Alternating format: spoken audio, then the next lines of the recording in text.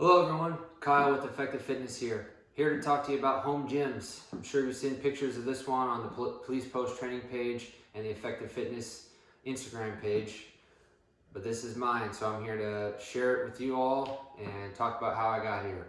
So when it comes to having a home gym, I'll start with the pros and the cons to kind of give you guys a breakdown of, at least from my perspective, on what it's been like to have my own gym versus going to the gym. So a pro for me is it's very convenient. I can wake up, have my coffee, go outside to my garage, get a workout done. I can take my time. I don't have to drive anywhere. I don't have to share any equipment. The convenience of that is very, very nice to have. It allows me to be flexible with my workouts. Anyone that works in police work, or you're in fire or EMS, any type of first responder, or anyone, workouts can be hard to squeeze in on top of a job. So having that flexibility and being able to do it on your own time without having to add, commute time, travel time to or from a gym on top of your commute time to or from work is very, very nice. A plus for me is this is my own equipment. So I don't have to share it with anyone. I share it with my family and friends, but I don't have to worry about some sweaty person that I have to go wipe down and clean up after them. I don't think I have to worry about when you go to the gym and all of a sudden there's one dumbbell and the other one's missing because you don't know where it is, or someone's using it across the gym and now you're waiting. Those kind of things are inconvenient. This is convenient of having it to myself. When it comes to that convenience, and like I talked about with the commute time with work, being in law enforcement myself, I work 12.5-hour shifts. On top of that, I commute 45 minutes to an hour each way. So we're talking 14.5 hours of my day is spent going to work. Prior to having my own gym, I would have to lose sleep, leave like maybe an hour and a half, sometimes 2 hours early to go work out at a gym. Now, luckily for me, my department has 2 gyms, one on-site, one off-site, and I would take advantage of those as much as I could. I got really, really lucky, and for a few years, I was able to work out on duty as part of my normal shift. I still can right now. I just choose not to because I'd much rather do it in the convenience of my own home. I don't have to lose sleep anymore to get a workout in. I can prioritize my sleep and still get plenty of time to get a workout in, feel refreshed, go to work, come home from work and work out if I want. And I'm not cutting into my sleep time, my time with my kids. It's much more convenient for me. Talking about some of the cons. I unfortunately didn't get to this point where I am now until it was a very bad time to buy home gym equipment, and that was kind of the start of COVID on all the lockdowns last year, when we saw all the gyms close. Everyone saw finally the importance of having their own gym at home and want to still get their workouts in. So supply went down, demand went up, and likewise costs went up. So I probably spent more than I would have liked investing into this. So just something to be aware of and have a heads up on, that sometimes the upfront cost, depending on what path you choose to go down as far as getting your equipment goes, can sometimes be expensive. I'm not going to throw my number out there because someone's going to laugh, or someone's going to say I could beat that, or I paid more, or none of that matters. The point is, there's different ways to do it. However, you're going to incur some costs up front versus paying $9 a month, $10 a month, $20 a month, sometimes more, to go to a gym and use their equipment. But you're going to have all those pros that I just laid out there.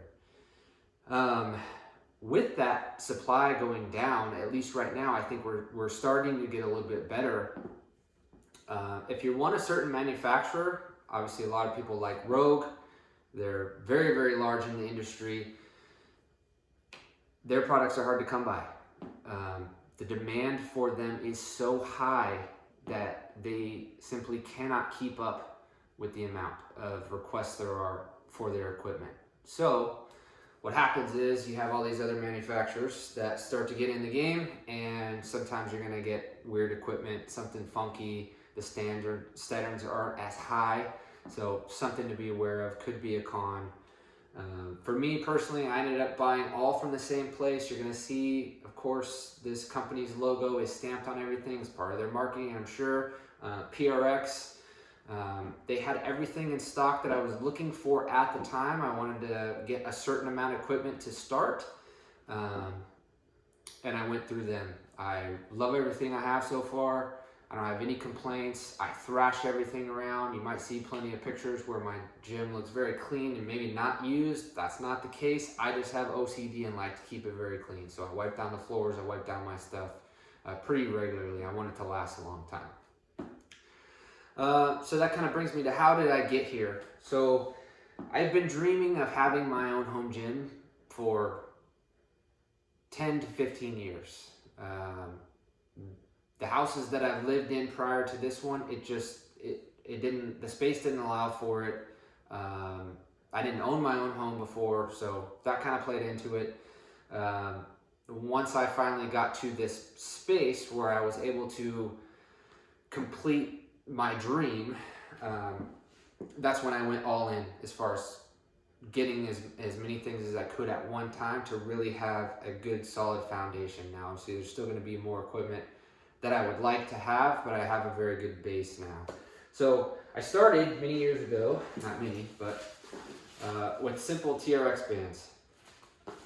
I mounted them in my garage, and they were all I had for a number of years. Again, I took advantage of my department's gyms for a long time, but when I wanted to get a workout in at home, I was kind of limited. It got the job done. Then I added, over time, a weighted vest. Then finally, a sandbag.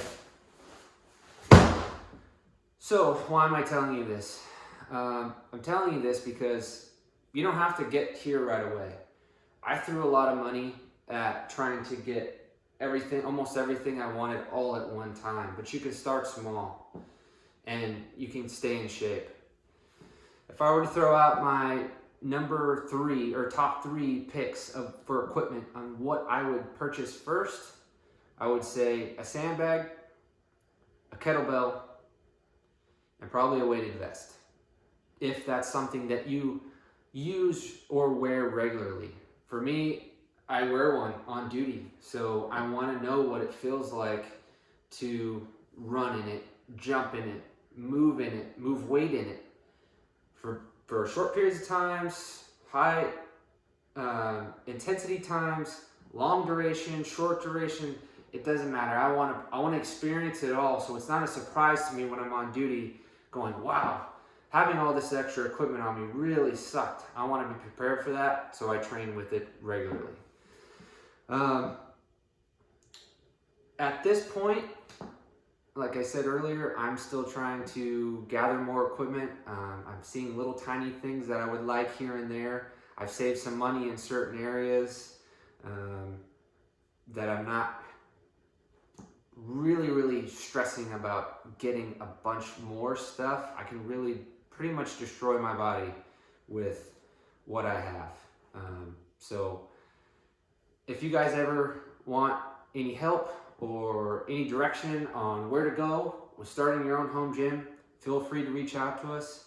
You can find us at effective.fitnesstraining on Instagram. You can find me specifically at Wannabe Tactical on Instagram, or my email is kyle@effective.fitness. If you have any questions, reach out.